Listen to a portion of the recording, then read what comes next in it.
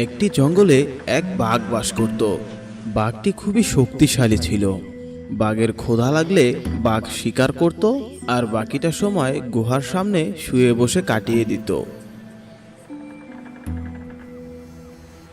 একদিন একটা শেয়াল বাঘের কাছে আসলো আর এসে বলল, বাঘ মামা, একটা সমস্যায় পড়ে তোমার কাছে আসলাম। তোমার সাহায্যের খুবই প্রয়োজন আমার। আরে ভাগ্নে শিয়াল, তোর আবার কি সাহায্য লাগবে? তুই আবার কেমন বিপদে পড়লি তা বল দেখি শুনি। মানে মামা, শিকার করতে যাব তো, এই জন্যই একটু সমস্যায় পড়ে গেছি। তা শিকার করতে যাবি তো যা, তাতে সমস্যাটা কি? তুমি তো জানো মামা, আমার বউটা মারা গেছে অনেক দিন হলো, তাই দুটো ছানাকে রেখে কোথাও যেতে সাহস পাই না। তা আমি বলছিলাম, আমি যতক্ষণ শিকারে থাকবো তুমি যদি আমার ছানাগুলোকে দেখে রাখতে তাহলে খুবই ভালো হতো মামা। আচ্ছা ঠিক আছে, কোনো সমস্যা নেই। তুই তো আমার ভাগ্নে, আর তোর জন্য এইটুকু করতে পারবো না আমি, তা কি করে ভাবলি? ঠিক আছে, তুই তোর ছানাগুলোকে নিয়ে আমার এখানে আয়, আমি ওদেরকে দেখে রাখবো। ঠিক আছে মামা, আমি এখনই আমার ছানাগুলোকে নিয়ে আসছি তোমার কাছে। এই বলে শেয়াল গেল তার ছানাগুলোকে আনতে। বেশ কিছুক্ষণ পর শেয়াল তার দুটো ছানাকে নিয়ে বাঘের কাছে আসলো।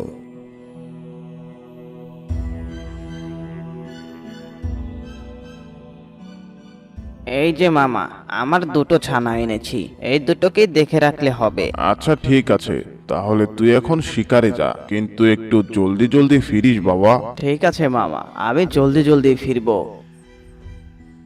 এই বলে শেয়াল গেল শিকার করতে বাঘের কাছে তার দুই ছানাকে রেখে।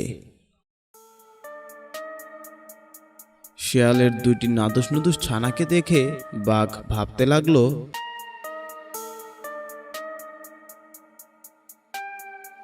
ভাগ্নে শিয়ালের দুটো ছানাই তো দেখছি খুব নাদুস নুদুস। বর্তমানে জঙ্গলের যে পরিস্থিতি, তাতে তো শিকার করাই যায় না। একটা শিকার করতে অনেক পরিশ্রম করতে হয়। এখানে তো দেখছি দুটি নাদুস নুদুস ছানা আছে, ওদের মধ্যে থেকে একটিকে খেয়ে ফেলি, আর শিয়াল আসলে ওকে ভুলভালভাবে বুঝিয়ে দেওয়া যাবে। এই বলে বাঘ শেয়ালের একটি ছানাকে খেয়ে ফেললো।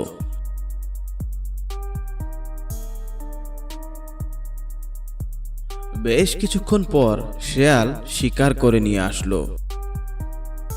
শিয়াল এসে দেখে তার একটি ছানাই দাঁড়িয়ে আছে, আর একটি ছানা নেই। তাই সে বাঘকে জিজ্ঞাসা করলো,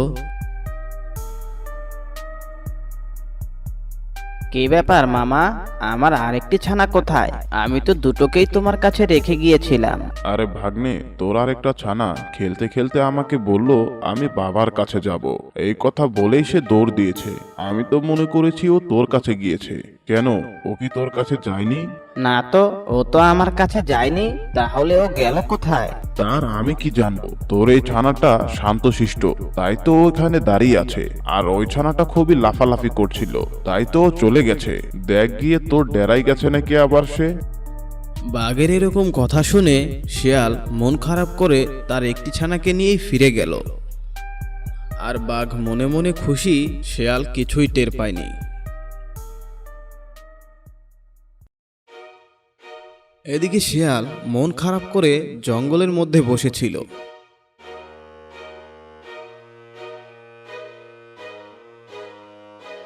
তখনই দূর থেকে একটা পাখি শিয়ালের কাছে আসলো আর শিয়ালকে বলতে লাগলো, কি হয়েছে শিয়াল ভাই, মন খারাপ করে এই গাছের নিচে বসেছিলে কেন? আর বলো না পাখি, বাঘের কাছে দুটো ছানাকে রেখে গিয়েছিলাম শিকার করতে, কিন্তু ফিরে এসে দেখি একটি মাত্র ছানাই বাঘের কাছে আছে। দ্বিতীয় ছানাটি নাকি জঙ্গলে চলে গেছে আমাকে খুঁজতে, কিন্তু জঙ্গল তছনছ করে খুঁজলাম, কোথাও তো তাকে পেলাম না। ওই বাঘটা তোমাকে মিথ্যে কথা বলেছে। আমি ওই বাঘের গুহার উপর দিয়ে উড়ে যাচ্ছিলাম, তখনই দেখলাম সে তোমার একটি ছানাকে খেয়ে ফেললো। ওই বাঘ তোমাকে মিথ্যে কথা বলেছে, ওই তোমার ছানাকে খেয়েছে। কি? ওই বাঘের এত বড় সাহস, ও আমার ছানাকে খেয়েছে? ও আমানতের খেয়ানত করেছে, ওকে আমি ছাড়বো না। ওর উপযুক্ত শাস্তি ওকে আমি দিয়েই ছাড়বো। এই কথা বলে শিয়াল একটি শিকার করলো আর ওই শিকারের মধ্যে বিষ মাখিয়ে বাঘের কাছে নিয়ে যেতে লাগলো।